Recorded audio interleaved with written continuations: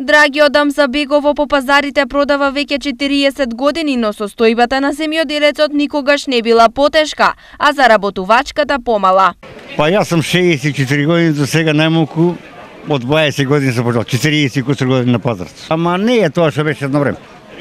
Многу големи дебатски се на голема базар се плаќа за ова местото.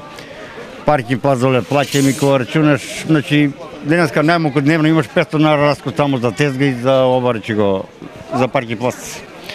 Али мора да живее, мора да работи. Да се биде земјоделец кој произведува и продава сам е многу тешко, а како што доаѓа времето од пазарите нема да има што да се купи, вели Драги.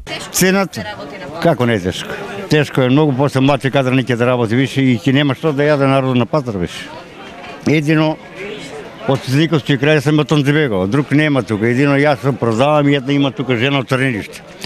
Ама како ќе иде времето ќе нема што да се јаде. Земјоделците дефинитивно се робови на земјата, па Драги вели дека на одмор никогаш и не помислувал. Нема шансата.